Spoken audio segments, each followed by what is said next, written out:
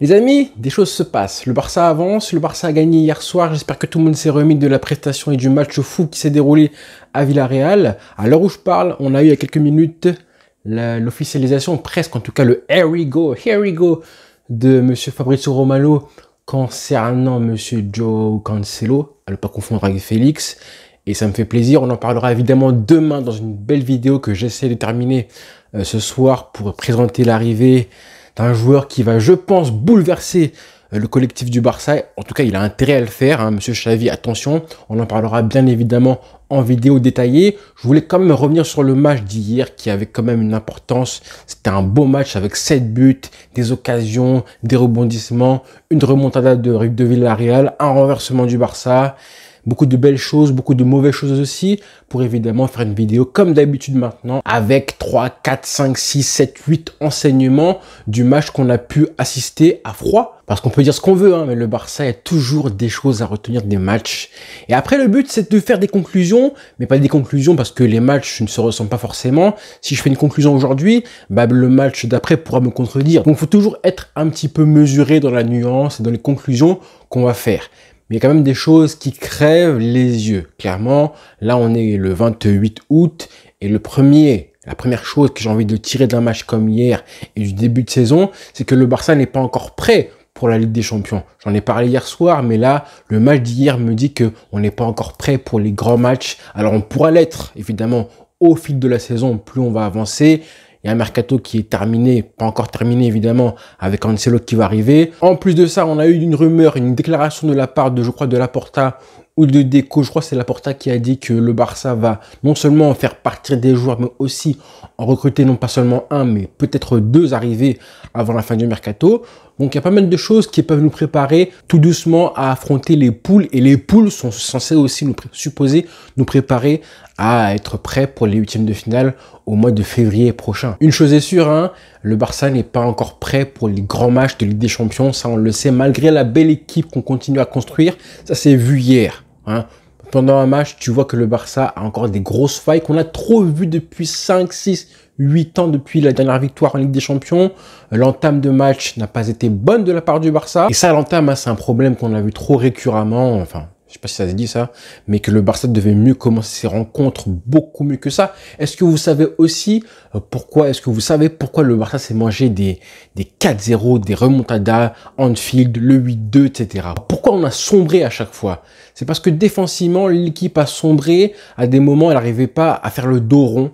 Elle n'arrivait pas à atténuer les vagues qu'elle se mangeait régulièrement pendant les matchs. Et parfois, ces vagues-là, elles duraient seulement une petite période de 15-20 minutes. Hein. Pendant 20 minutes, 10 minutes, vous mangez des offensives et pas mal d'attaques par les équipes adverses. Et le Barça, souvent, n'arrivait pas à garder sa cage inviolée. Le Barça n'arrivait pas à souffrir sans prendre de but, c'est important. On a vu des équipes souffrir, comme le Real Madrid en 2022, comme City aussi a souffert récemment, par exemple, là, face à l'Inter Milan en finale, ou même au match aller, rappelez-vous, face au Real Madrid au Bernabéu. On a ces équipes-là qui sont très fortes pour réussir à rester quand même lucides et à ne pas sombrer mentalement et défensivement, ne pas craquer. Et à l'époque, avec des mecs comme Piqué, comme Langlais, comme j'en passe Umtiti, c'était pareil. C'était pratiquement impossible, Semedo aussi. C'était impossible pour le Barça de ne pas concéder un but, voire un deuxième qui ensuite allait changer la dynamique positive à l'origine d'un match. Ça, c'était très compliqué. Et hier, ce qui s'est passé, c'est un petit peu la même chose parce que le Barça doit prendre un but en entame de match. Hein. C'est exactement ce qui serait passé si on avait affronté une grosse équipe européenne. Et si tu prends un but en début du match, et ben justement la rencontre elle est pas du tout la même. Ensuite le match aurait été complètement différent. Sans oublier que Villarreal a marqué un but au bout de 2 minutes de jeu, donc mauvaise entame. Il a été refusé pour hors-jeu je crois. Sans oublier que le Barça s'est mangé une remontada hier soir. On a oublié, mais on menait 2-0, on s'est fait renverser, remonter à 3-2 et je pense que personne n'était vraiment surpris. Au fond de nous, on se disait que ça pouvait très bien arriver de se faire remonter. Après l'entame de match, la domination XXL de Villarreal, ils étaient plus forts que nous techniquement, tactiquement. Quique Setien a tout compris, a fait mal au Barça sur les côtés. Ce n'est absolument pas un hasard si les joueurs de couloir se sont régalés côté Villarreal. Pedraza, pardon, Baena a fait un match, les deux ont fait un match de crack, évidemment.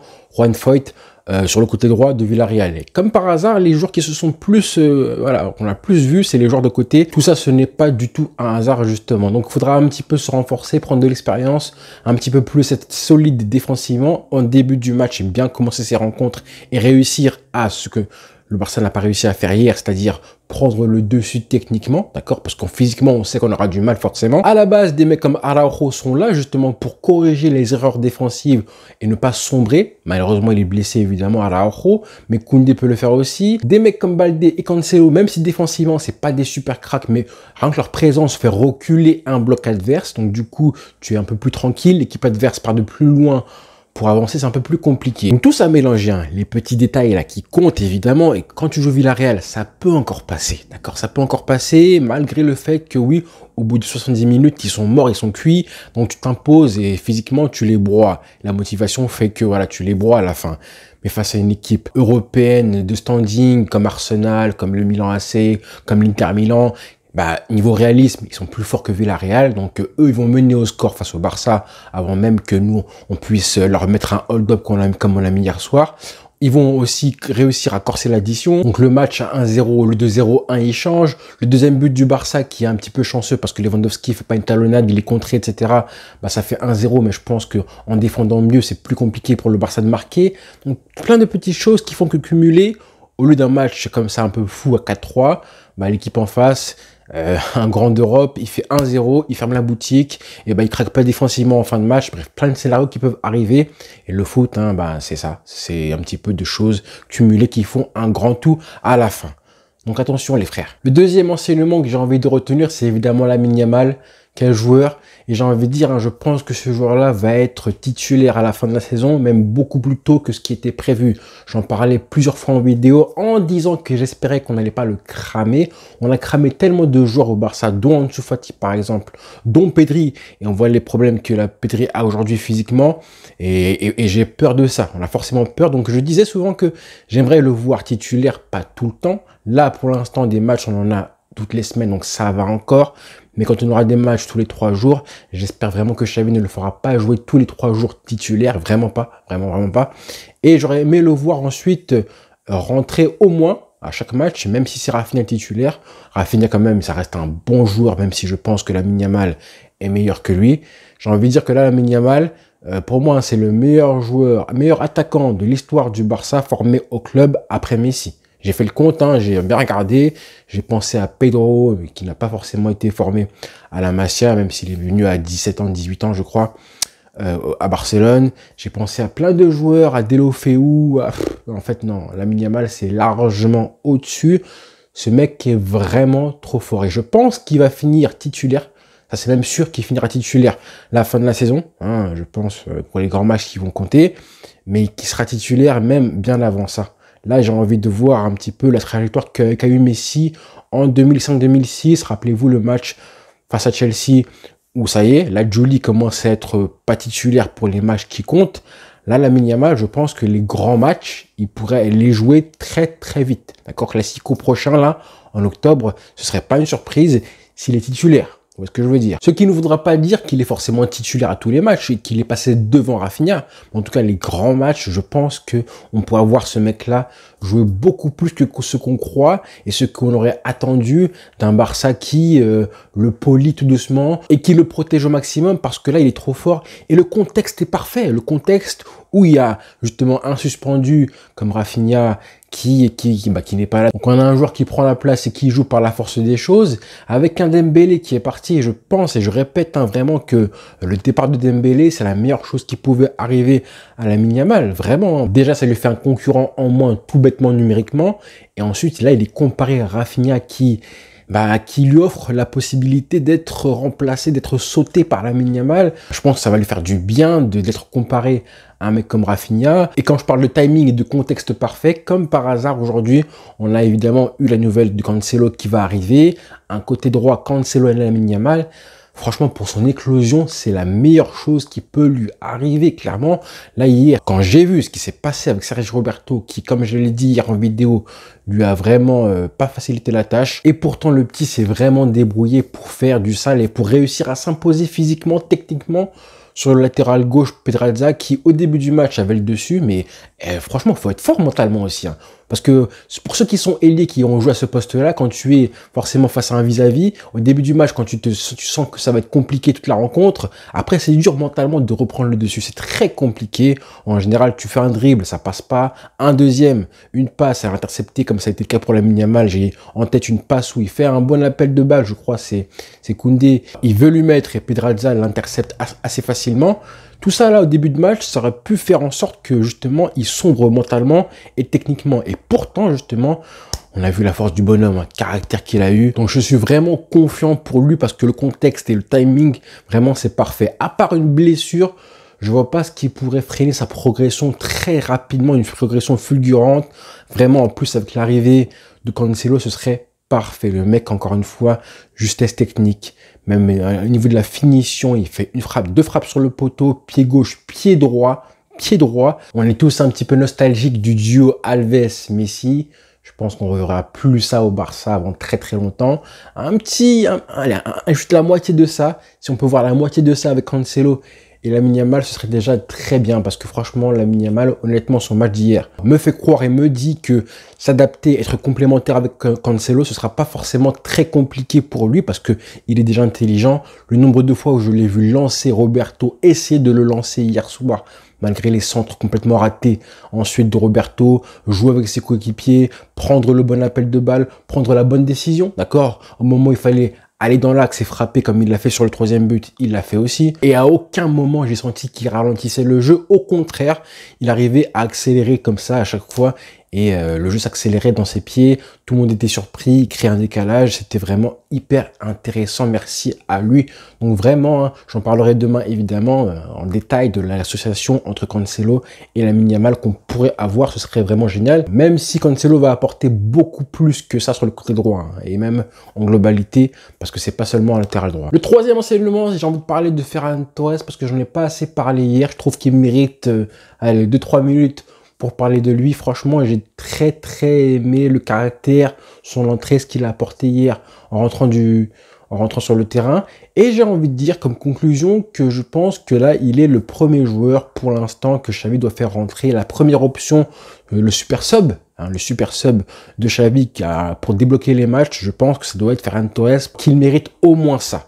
Si ce n'est une titularisation prochainement, voire le match qui va arriver, ce rôle de super sub, c'est le rôle qui lui va le mieux pour l'instant. C'est le premier joueur que Xavi doit faire jouer après les titulaires. Parce que mentalement, c'est plus facile. Parce que peut-être qu'il mérite d'être titulaire. Hein. Je pense que les prochains matchs, un match comme ce week-end, il pourra jouer.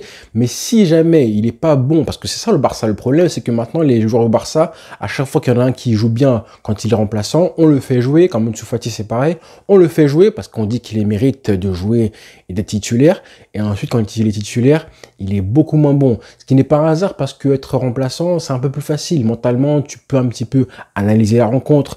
Tu as les consignes du coach qui te dit quoi faire avant de rentrer. Tu rentres avec la dalle et la motivation de bien faire. Tu as un temps qui est minime, donc tu te dis qu'il faut apporter vite à l'équipe. En tout cas, il l'a fait. Il s'est mis au service du collectif. Et j'ai envie de louer aussi son attitude. Hein, j'ai vu ses déclarations en fin de match. Je voulais un petit peu son passage. Il a dit « j'ai très bien travaillé ». Et je pense qu'il parle de la pré-saison où justement on sait qu'il a pas mal travaillé physiquement et même aussi techniquement. Donc j'ai très bien travaillé et parfois ça ne se voit pas. Le plus important, c'est que je puisse aider l'équipe au maximum. Titulaire, forcément on y pense. Hein. C'est le coach qui décide du 11. Mon but, je le dédie à ma famille et aux supporters. Et tu le dédies à moi, Ferran Torres, parce que moi je t'ai jamais lâché, frère. Je t'ai jamais lâché. Et ça, moi j'aime cette mentalité-là. J'aime vraiment cette mentalité parce que c'est exactement ça dont l'équipe a besoin aujourd'hui. On est sur le point d'avoir une très bonne équipe type avec l'arrivée de Cancelo et Joao Félix, hein, mais il nous faut maintenant un groupe complet avec des remplaçants qui font le boulot quand ils rentrent, d'accord? Ce qu'on a vu chez Ansu Fati hier, c'est indigeste. On veut des remplaçants avec l'attitude de Ferran Torres qui rentrent, qui se battent pour le maillot, qui font le boulot, qui mettent leur qualité au service du collectif, indépendamment de leurs statistiques, hein, évidemment. Donc, ils ne font pas le maximum pour marquer et avoir leur petite gloire personnelle. On veut des joueurs qui rentrent sur le terrain, qui ne se soucient pas, en tout cas qui ne pleurent pas quand il manque de temps de jeu, clairement, hein, parce que lui, il a été mis au placard plus d'une fois. Et jamais, hein, contrairement à Ansu Fati, contrairement à Abdé encore aujourd'hui, on a entendu chez Ferran Torres une frustration, on a senti une ombre de révolte par rapport à son temps de jeu qui était souvent proche de zéro. Lors de certains matchs, même si Xavi disait qu'il comptait à chaque fois sur lui, il s'est jamais frustré, on l'a jamais entendu. Certes, parfois, oui, c'est vrai que des fois, quand il a fait des bons matchs, notamment celui face à Cadiz, rappelez-vous, on a senti qu'il était fier, il a bombé le torse, il a fait une interview 2 jours après, mais ça s'arrête là. Clairement, si on pouvait avoir, allez, une quinzaine de joueurs, voire 20 joueurs comme ça dans l'effectif avec cette mentalité-là, ce serait franchement très très plaisant. Mais bon, ce n'est pas encore le cas. Et ça m'amène à mon point 4, qui est mon dernier point concernant Lewandowski et Ansu Fati, deux joueurs qui ont vraiment fait un sale match hier. J'ai dit qu'ils avaient fait un match moins, Lewandowski, dans ma vidéo d'hier, et franchement c'est pire que ça, hein. Même s'il marque ce but-là chanceux, voilà, il a fait un mauvais match, hein. Ansu Fati, j'en parle même pas, les deux ont été très mauvais, et je commence à avoir peur sur leur entente et leur complémentarité. Est-ce qu'ils peuvent jouer ensemble? Moi, je pense que footballistiquement, ils s'entendent pas du tout ensemble. Et je pense qu'ils aiment pas forcément, eux, jouer ensemble déjà. On a vu que les deux joueurs ont joué pour leur pomme. Les deux, hein, ils ont joué pour leur pomme, clairement. On ne veut pas voir ça, évidemment, au Barça. Ce qui s'est passé hier, je pense que ça a été initié par Ansu Fati, qui, encore une fois, a voulu prouver qu'il voulait marquer, qu'il pouvait apporter. Il sait que maintenant, en étant remplaçant, il ne peut exister que par le but. Clairement, c'est parce qu'il marquera des buts qu'on le verra et que Xavi pourra se dire qu'il mérite plus de temps de jeu. Donc là, il est rentré encore une fois avec le devoir de marquer, de prouver qu'il a sa place, qui est mentalement la pire chose à faire. Et pour l'équipe aussi, c'est compliqué et du coup, on a failli le payer. Sans oublier que Ansu Fati, mine de rien, ça reste un joueur qui n'existe que par le but. C'est pas un bon dribbleur, c'est pas non plus un mec qui se crée beaucoup d'occasions tout seul. Il faut le lancer, à chaque fois, il faut le lancer vers le but et espérer que sa finition fasse le travail. C'est ce qui se passe avec Ansu Fati. Et quand il n'y a pas la finition, il n'y a rien du tout du coup. Il n'y a rien du tout qui puisse me dire que qu'est-ce que je vais gratter chez lui qui peut être important pour l'équipe. Il n'y a pas grand-chose. Et en plus de ça, si on a à côté de lui, on a un mec comme Lewandowski qui se permet de faire des petites gamineries. Ça veut dire ne pas lui passer le ballon à Ansu Fati parce que 5 minutes avant, Ansu Fati a fait la même avec lui. Là, au niveau complémentarité, on a deux joueurs qui jouent pour eux et qui ne se soucient même pas de l'équipe. J'ai pas du tout envie de voir ça. On n'est pas en amical, c'est pas la pré-saison. Donc j'espère que Xavi va régler ça dans le vestiaire, hein, parce que ça, ce qui s'est passé hier, hein, plus jamais ça. Plus jamais ça entre les deux. Peut-être qu'Ansu Fati est largement plus doué que Ferran Torres, c'est possible, hein, mais le talent, faut le mettre au service du collectif. Si tu ne le fais pas, et du coup, un mec moins talentueux que toi, comme Ferran Torres, qui a la bonne attitude, et encore, hein, il a quand même du ballon, Ferran Torres, il apporte largement plus que toi, Ansu Fati, qui est numéro 10 du Barça, qui pense, parce qu'il est numéro 10, doit prouver des choses. Non, c'est pas ça le football. Donc voilà, les frères, un petit peu les 4 enseignements ou leçons que je voulais mettre en avant. Ça fait du bien forcément de revenir à froid dessus parce que tu prends les 3 points, parce que aussi on est lundi, que là on a eu la nouvelle comme quoi Cancelo arrivait du coup demain. On a affronté Retafe, Cadiz et Villarreal. Je rappelle encore une fois, je vous l'ai dit en vidéo comme quoi Retafe et Cadiz c'était les pires équipes, ou plutôt je recommence, hein. Retafe à l'extérieur et Cadiz à domicile, c'est les pires matchs de l'année parce que tu sais que ça va être les matchs les plus fermés parmi les 38 matchs de Liga. Clairement, c'est les deux pire match en termes de bloc bas regroupés. Et là, tu as joué du coup Villarreal à l'extérieur, qui reste une équipe très joueuse, surtout quand elle joue à domicile. Ça, on le sait, on a souffert. Le Real Madrid, le Real a perdu là en mars dernier, je crois, à l'extérieur 3-1 ou 3-2, je sais plus. Le Barça a gagné de façon miraculeuse.